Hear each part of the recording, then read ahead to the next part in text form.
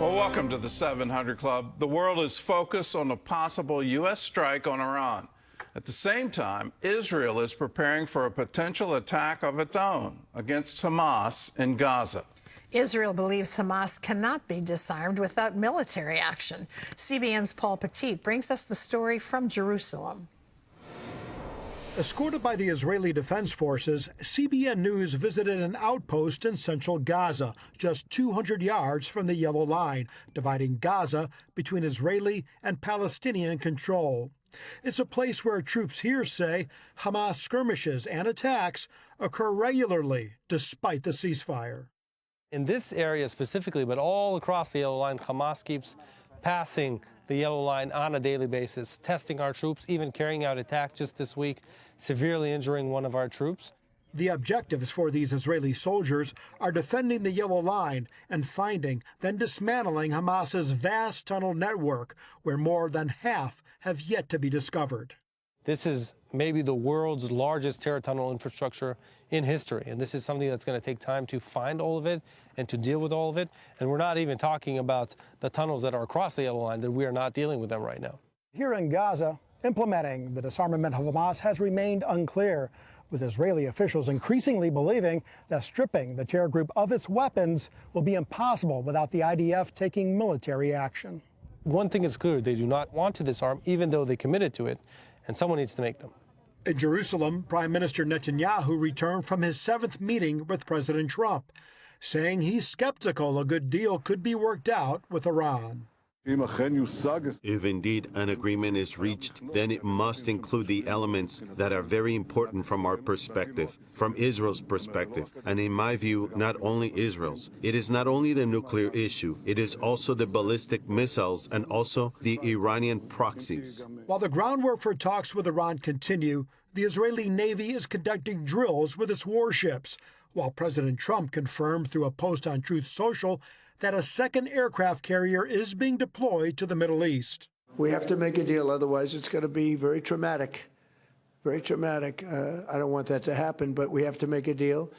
They should have made a deal the first time, and they got Midnight Hammer instead. The Trump administration has denied stirring further protests in Iran, but did admit it smuggled thousands of Starlink terminals into the country to counter the internet blackout imposed by the regime. Paul Petit, CBN News, Jerusalem. Well, this is definitely decision time for the Middle East. What's going to happen to the government in Iran? Is there going to be further negotiations? Is there going to be a U.S. strike? In my view, that they need to move on, and the people of Iran have cried out for freedom. They've attempted 5 different revolutions just in the past decade. And you look at that and go, it's time for them to be free. In Gaza, Gaza needs to have no military weapons at all. And to say it's okay for Hamas to have weapons and for them to rearm, we know exactly what they're going to do. They're going to attack Israel again. They haven't changed their thoughts at all about Israel, and they want to wipe Israel off the map. They shouldn't ever have any weapons to actually accomplish that. Well, in other news, the Department of Homeland Security is headed for a shutdown. Ephraim Graham has that story and more from the CBN newsroom. Ephraim? Gordon, the partial shutdown appears certain as members of Congress left Washington for a 10-day recess without a deal. CBN's White House correspondent Kelly Wright has a closer look at the political stalemate.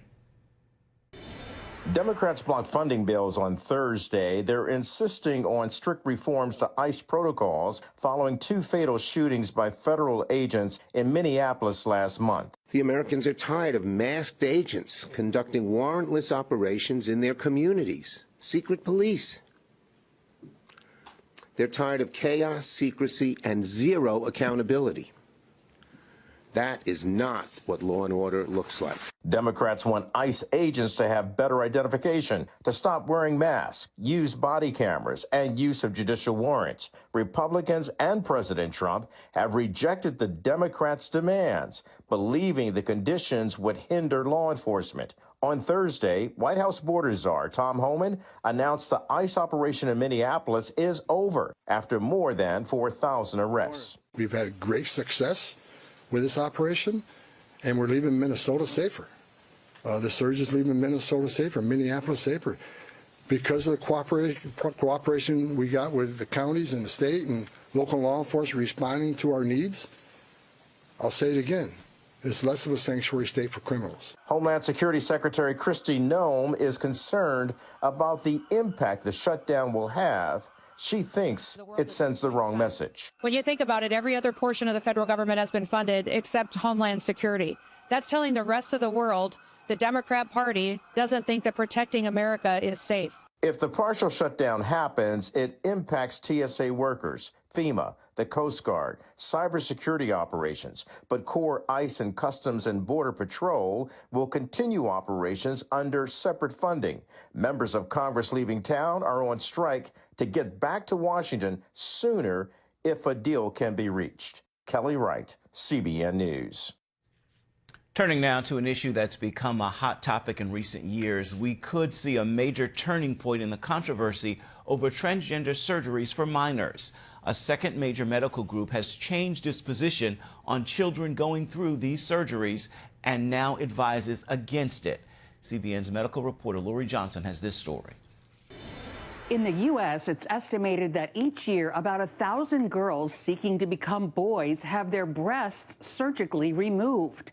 The number of procedures could see a drastic drop now that the group representing over 90% of all plastic surgeons recommends against such surgeries. The ASPS recommends surgeons should delay gender-related breast, chest, genital, and facial surgery until the patient is 19 years old, adding a substantial proportion of children experience resolution or significant reduction of distress by the time they reach adulthood, absent medical or surgical intervention. The Trump administration applauded the move, saying future doctors will look back on sex-rejecting procedures for minors the way we look back on lobotomies. Surgeon and transgender whistleblower Dr. Eitan Haim agrees. The only form of justice that can be done is for the people responsible for this to go to prison, to have such severe consequences that they spend the rest of their life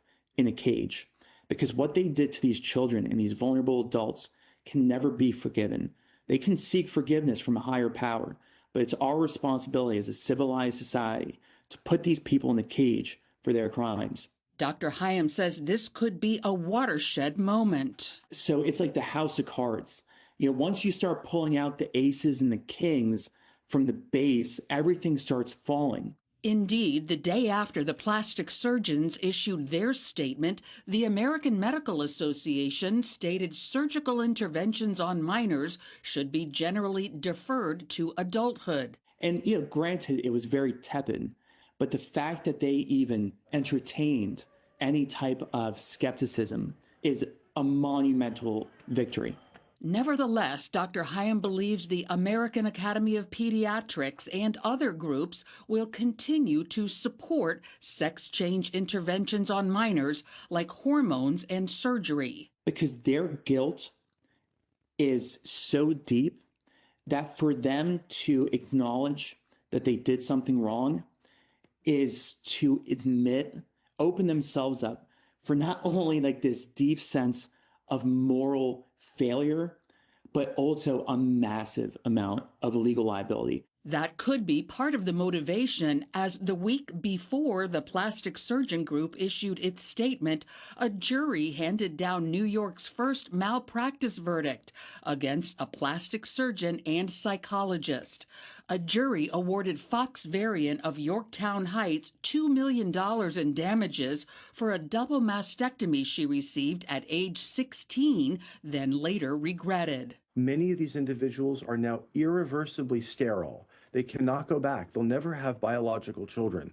And much of their future was ripped away from them. Psychologist Joseph Nicolosi says too many colleagues talk children and their parents into trans treatments. The only thing that's going to really change this around in the psychological profession is going to be class action lawsuits, where many young people come forward and say, I was pushed into surgery. I was not told there were any other options. I was given this label as trans when I was very young, and this was not fair. So while some healthcare providers still advocate transgender procedures for minors, the direction could be changing. Lori Johnson, CBN News. Those lawsuits may very well be coming. Gordon? Well, the UK led the charge on this. They were the first medical association that says, well, the outcomes you anticipated from performing these procedures on minors, and the justification was we need to change their mental outlook, and in that if we have the physical change, then all these mental health issues are going to go away. Well, it was shown by medical evidence that that didn't really work. And so now we're into, well, what have you done? You've made us a permanent change.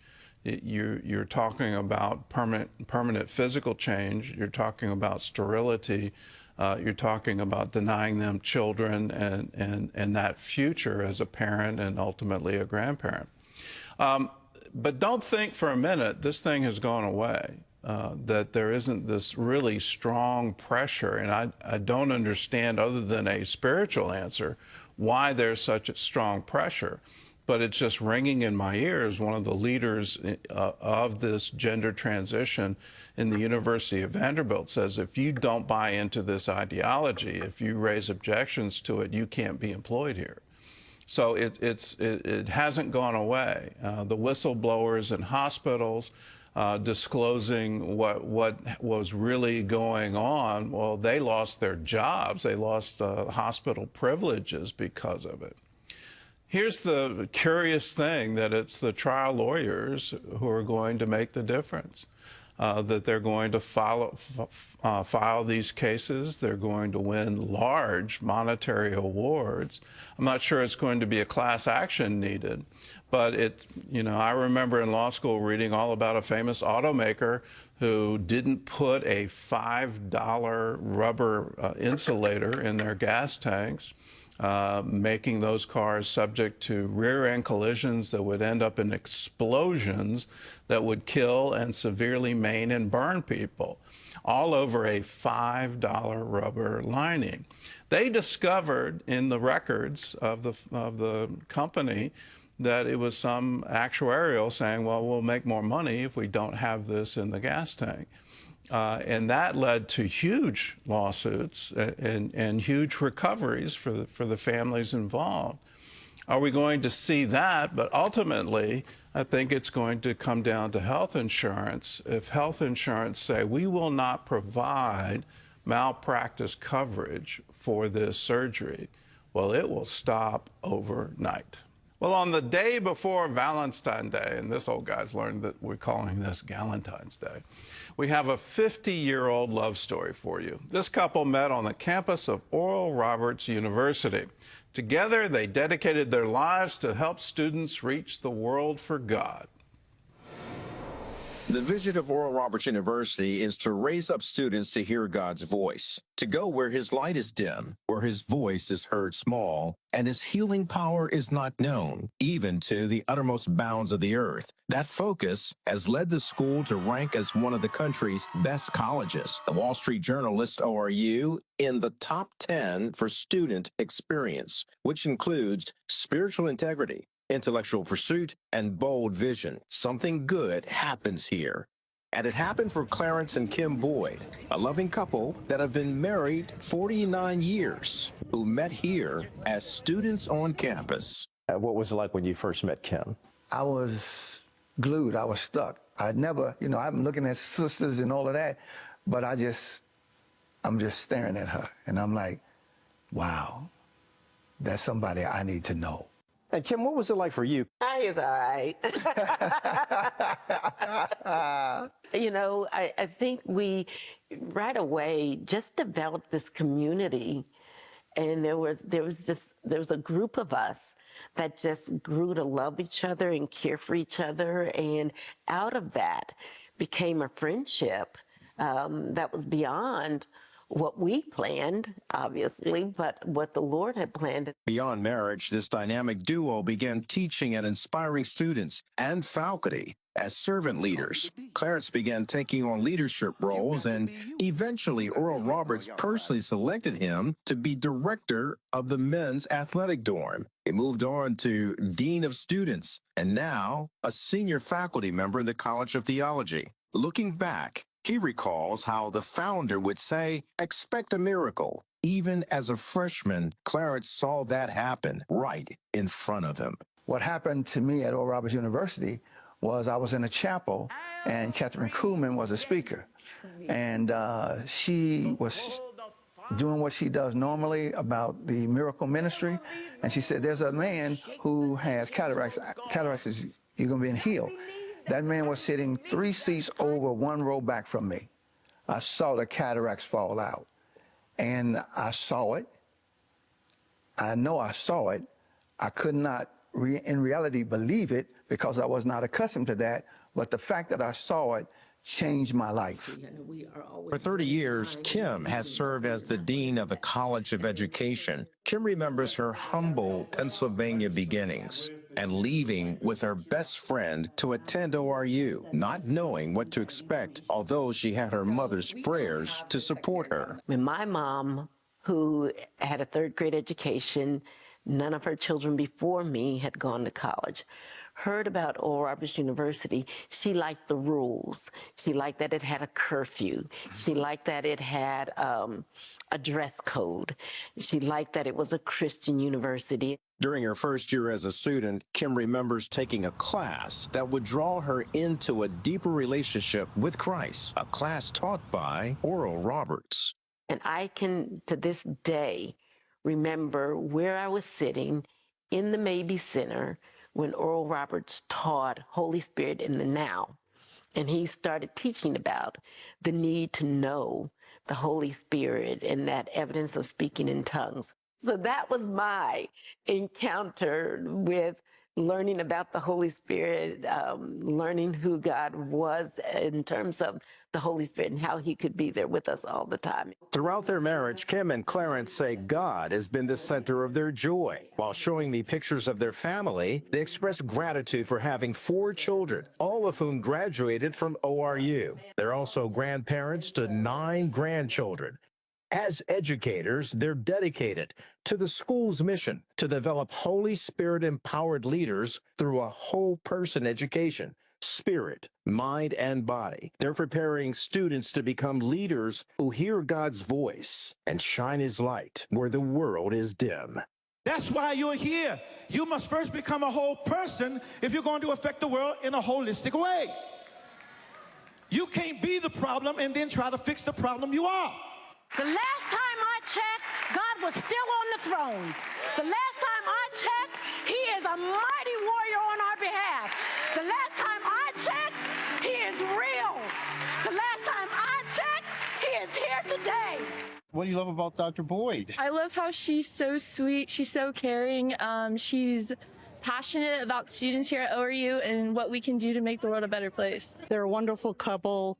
They've contributed so much to this university and to our students. I'm very proud of them to be able to say that I know them. They love the Lord, and it's a thrill to be able to be involved with them and to serve with them.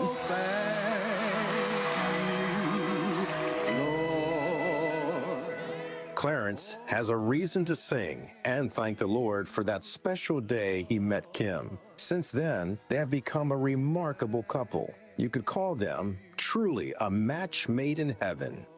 In Tulsa, Kelly Wright, CBN News. What an incredible story for Valentine's Day. That, yes, in today's turbulent world, you still have anchors. And the anchor of love, the anchor of the marriage covenant. Wonderful Christian institutions. ORU is so fantastic. Their graduates have gone around the world. One of their graduates is head of CBN Indonesia. And you see the impact, you see the fruit that remains. May God bless that wonderful university and all they've done through the decades, their faithfulness to produce Christian leaders and instill in young people, yes, indeed, there's a Holy Spirit in the here and now. Terry? Well, we're all familiar with the honeymoon phase. When that spark dies out, problems can begin. A marriage doesn't fall apart in one single moment. Kind of unravels in what author Dana Shea calls the long middle. What if struggles in your marriage could actually make it stronger? Dana Shea knows they can. As a keynote speaker, relationship expert, and host of the Rebuilding Us podcast, Dana blends humor, grace, and real-world advice to help people live and love better.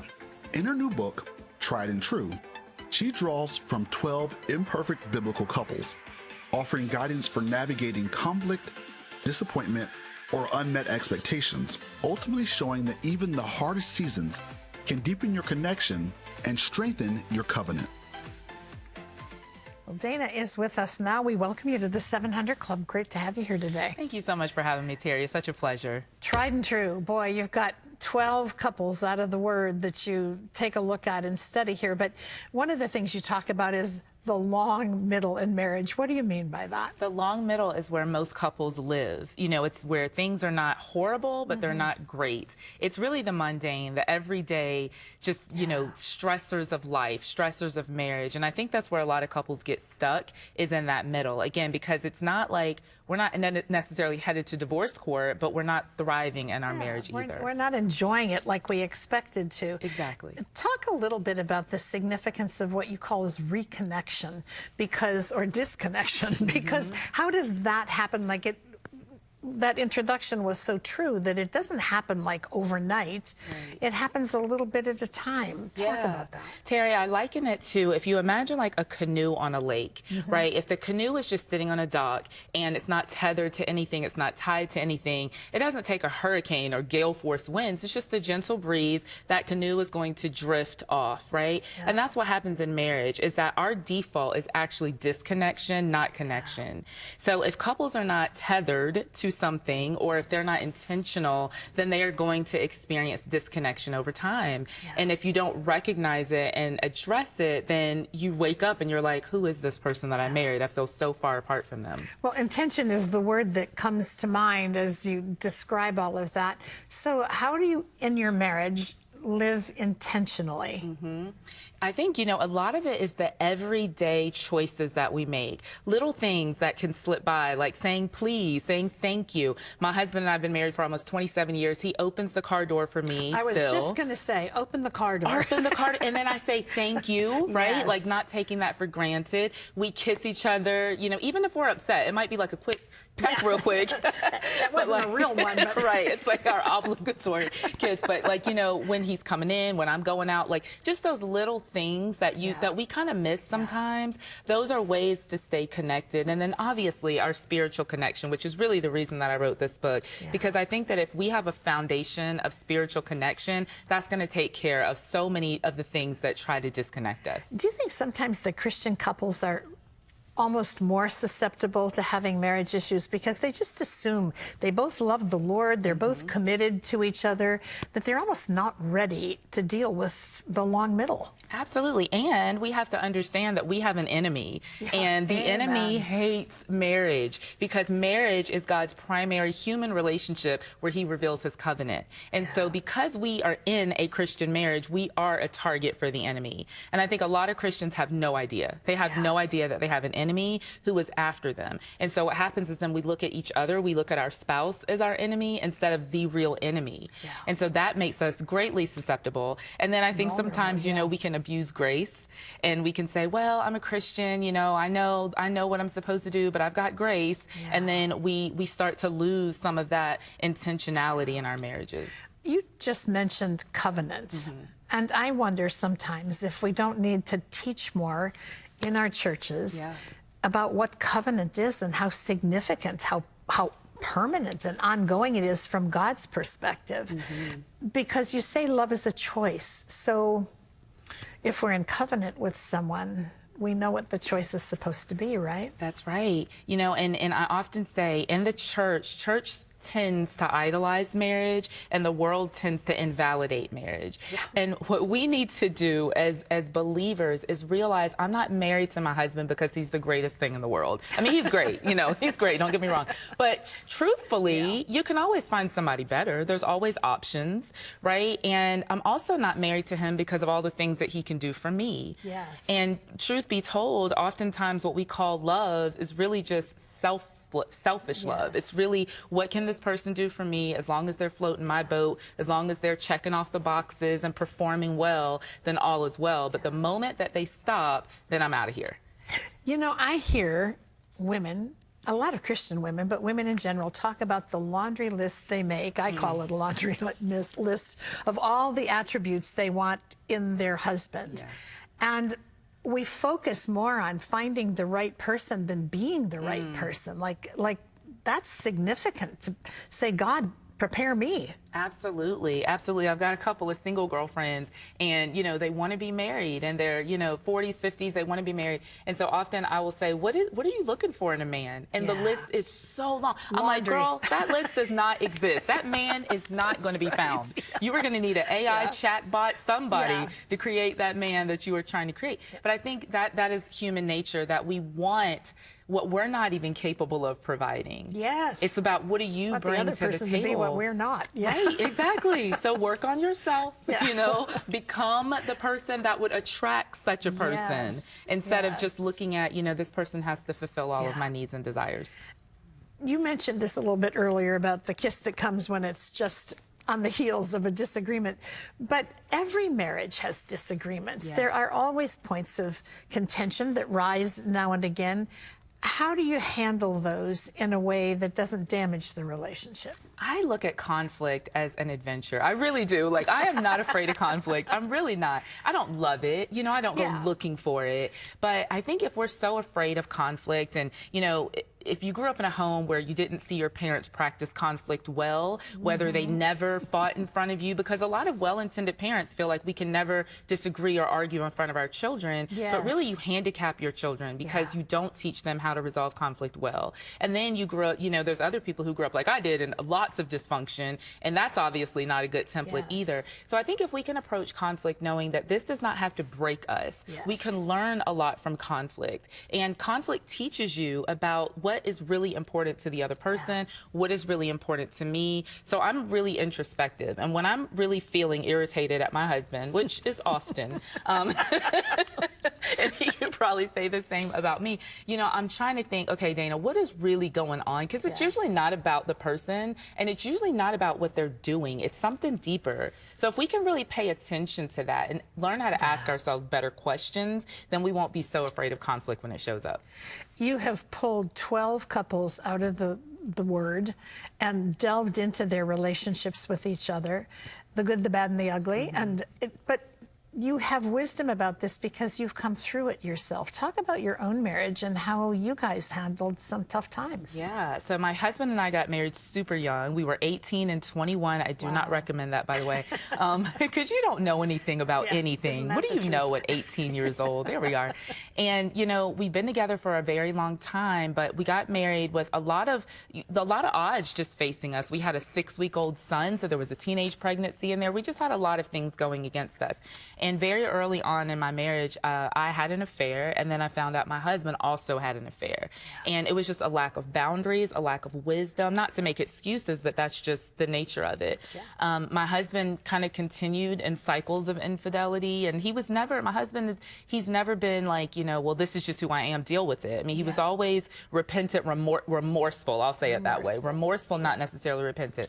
And we just dealt with cycles of infidelity through many, many years of marriage. And throughout that, my heart became very cold, very bitter, lots of unforgiveness, lots of shame. It's a very shameful thing to go through infidelity. And lots of people never talk about it because it's so shameful.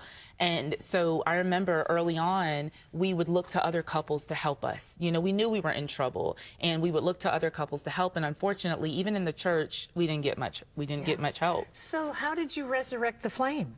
Well, literally the Lord. Like, I wish that I had like a better answer, but literally the Lord had to work on both our hearts simultaneously. The Lord had to break that icy cold heart in me, and he had to make my husband repentant. And so through therapy, we went through therapy, you know, committing to our relationship with the Lord, which is again why I keep talking about spiritual connection, because that really is the key. That's the roots of the healing.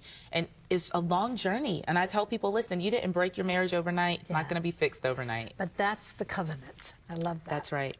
I love that. Your new book, just out. Brand new, yep. Tried and True Marriage Advice from 12 Imperfect Biblical Couples. Well, that should free us all. There's not going to be any great comparison or judgment in this, but there is going to be great wisdom. The book is available wherever books are sold, and we're just excited with the message you bring us. Thank you. Thank you so much, Terry. Yeah.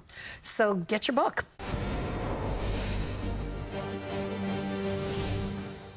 Welcome back to the 700 Club for the CBN News Break. The Environmental Protection Agency has repealed the endangerment finding from the Obama administration. That measure said greenhouse gases were a threat to public health and welfare. The finding served as the basis for climate regulations, including on fossil fuels and power plants. President Donald Trump said the finding, quote, had no basis in fact whatsoever, and it led to crippling restrictions, including some that increase car prices. He added the move will lower the average cost of a new vehicle by nearly $3,000. The administration's action is expected to face some legal challenges. Nearly 2,000 young people gave their lives to Christ or made renewed commitments of faith at a recent large-scale evangelistic event in London. The rally was led by 2819 Church, a congregation based in the United States, in Atlanta, in fact, bringing its public evangelism focus to the UK. The gathering drew a predominantly young adult audience and produced one of the most significant public faith responses seen in London in recent years, with prayer teams, worship, and changed lives. You can find the full story on this amazing event and always get the latest from CBN News by visiting our website. It is cbnnews.com. The hot sun beat down on Rosa and her daughter, their reward for hours of back-breaking labor, a brown and muddy bucket of water. Well, today, they no longer have to make that journey, thanks to a little miracle delivered right to their village. Rosa is a single parent raising her children in Chiapas, Mexico. Every day they face small battles that put their health at risk. The biggest one is having clean water to drink. The walk back from the open pit well is the hardest. The buckets are heavy as the sun beats down on us. Sometimes it's brown and muddy. Sometimes there is no water at all. Rosa boils and treats the water. She does everything she can to make it safe. But the kids keep getting sick anyway. The water here is not clean and it smells bad. When my children get sick, it rips my heart out. They get stomach aches and diarrhea. I cannot afford medicine, so I look for healing plants, and I pray. I pray to God a lot. Then, thanks to you, Operation Blessing came to Rosa's community and installed a water collection and purification system. We also built her a shower and a bathroom. Now that we have a water tank, I don't have to haul buckets anymore. There is plenty for our needs. I can now get the housework done and look after my children knowing they're safe. Now I can drink a lot of water. It is like a little miracle. Thank you so much to everyone who gave us this clean water. I can't thank you enough. Well, there in Mexico, they're calling it a little miracle, and a miracle that you created if you're a donor to the 700 Club. If you're one of our partners, thank you so much. Thank you. That little miracle from Mexico is because of you.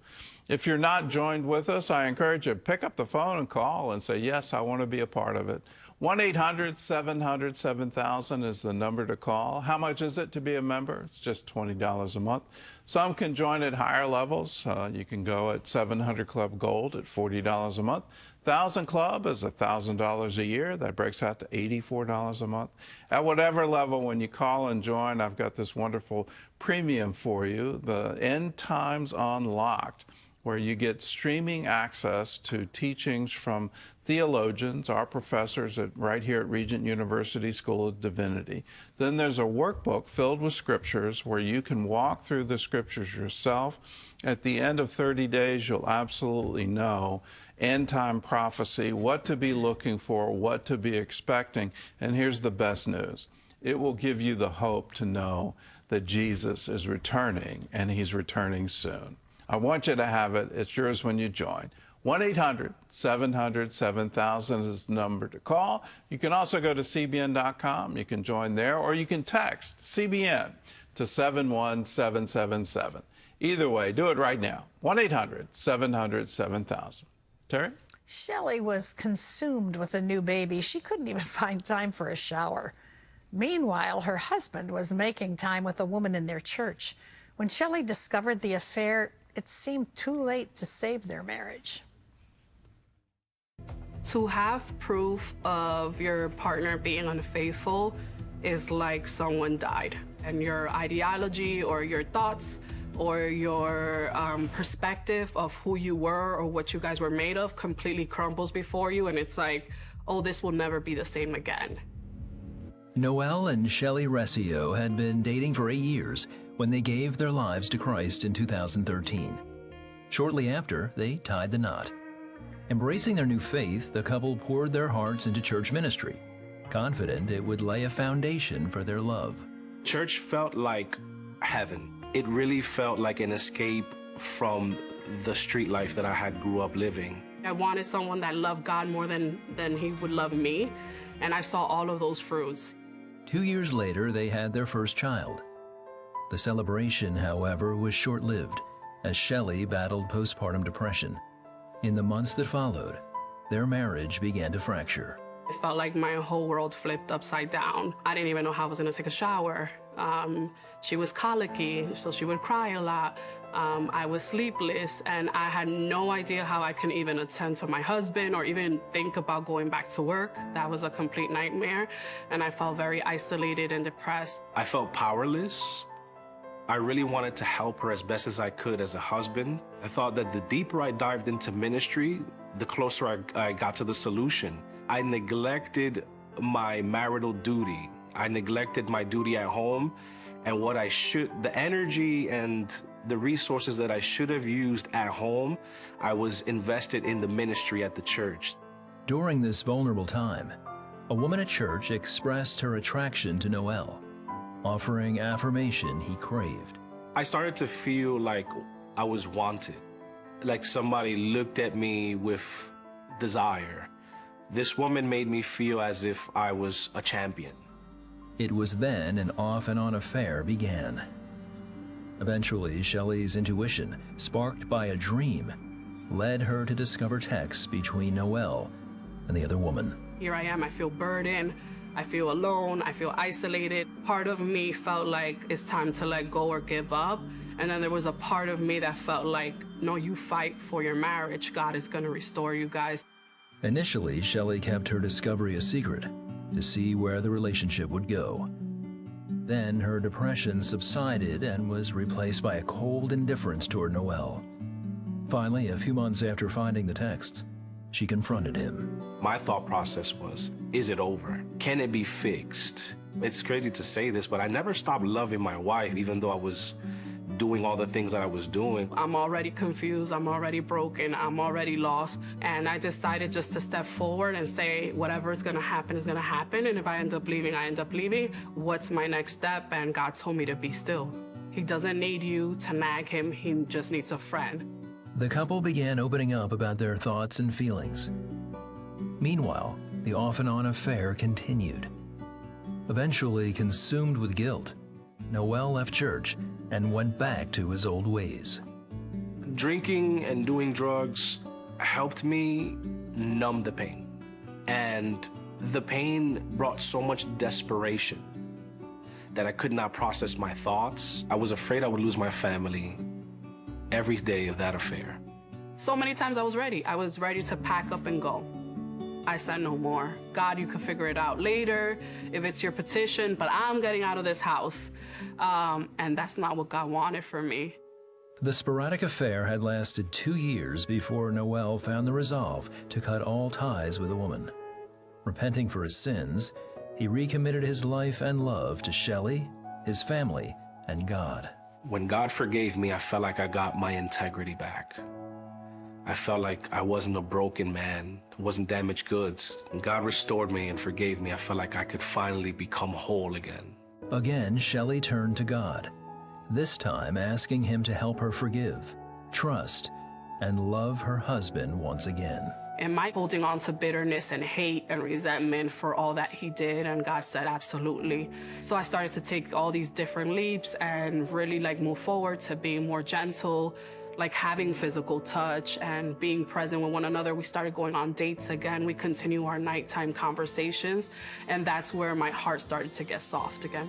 The couple rebuilt their marriage over the next 2 years, finding strength through their faith in Jesus Christ. When I saw him restore my marriage, I said, there is literally nothing impossible for God. And part of being a Christian is to forgive. And when you encounter that moment, Jesus is expecting us, just like he did with us, to be loving, to be merciful, to provide for that person if it's in your ability to do so.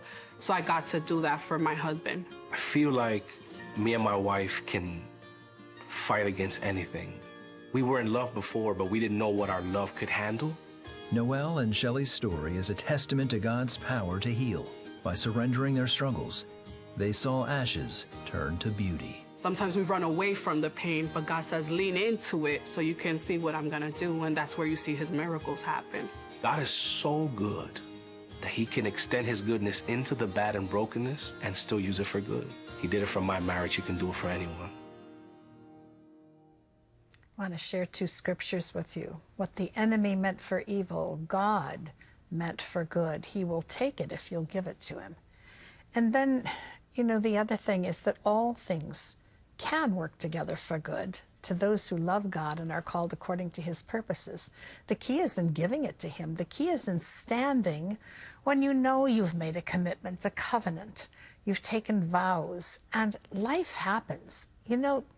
You have a baby in a relationship and the whole world turns upside down. Eventually it's in a pretty wonderful way, but initially, the woman is so drawn and attached to the baby, the husband feels neglected. She's dealing with hormones flying up and down in every which way and not knowing emotionally where she's coming from. Sometimes you just hang on, first to God and then to each other. When we were talking to Dana earlier about her book, one of the things I thought was sometimes we stop talking to each other. We're just dealing with situations and circumstances, and we stop talking to God in the process too. Keeping the line of communication open with God first and then with each other is key in keeping your marriage together. But one of the things I love about their story, about Dana's story that she shared earlier, is that when it seems like all hope is lost, when it's gone so far away from God, away from each other, you feel like this cannot be resurrected. But that's not what God says. Give it to him. Trust in the Lord with all your heart. Don't lean on your own understanding. In all your ways, acknowledge him, and he will direct your path. God has a plan and a purpose. When you made that commitment to each other, that vow that you take, that covenant, is not with the government. It's not with the city or the state that you live in. It's not with the pastor or priest who stands before you. It's before God that you say those things to each other. So at your deepest point, when you're so far down in the well you feel like you can't look up and see light anymore, there is light. The light is in him. First, you go to him. He changes things. He changes our hearts. He changes our circumstances. He changes the other person. And sometimes there's a long middle in there. You know, it doesn't just happen overnight. As Dana said, you didn't lose it overnight. You're not going to get it back overnight. You have to be intentional about doing what you know is a commitment, what you know God would have you do. And there is a freedom in that. As Noelle suggested, when I came back, it was like lifted off of me. I felt like I had integrity again, because with Jesus, you get a new beginning. You get a start over. You get to start over recognizing the mistakes you made, so you get to go back and redo. You get to start fresh, and you get to do it the right way. If your marriage is falling apart, let Jesus put it back together. God's idea was marriage and family, and so surely he knows how to resolve the issues that have challenged yours. You know, take it to him in prayer. Take it to him in prayer. He's waiting. Prayer is such a, you know, we think of it sometimes as I need to take time to pray. Prayer is a conversation with God. Just talk to him about it. He's always available, always listening, and he always wants the best for us. You know, the Bible says that God hates divorce. We all know that, I believe. But a while ago, it was Gordon who taught me that the scripture says, why does he hate divorce? Because he wants righteous children. You know, you may think your divorce or the potential of thinking about it doesn't affect your kids. Oh, it will. It will. So do the right thing with God, and he will do the right thing in your circumstances. If you need to know more about what the Word says about love and about marriage, we've got a resource for you. It's free. You can get it by calling our toll-free number, 1-800-700-7000. We'll just mail it out to you right away. If you need to pray with somebody, call that same number, because there's a friend waiting to pray with you. No judgment, just going together before the Lord, asking for his presence, which makes all the difference. Here's a word from 1 John. God is love, and he abides in love. He who abides in love abides in God, and God in him.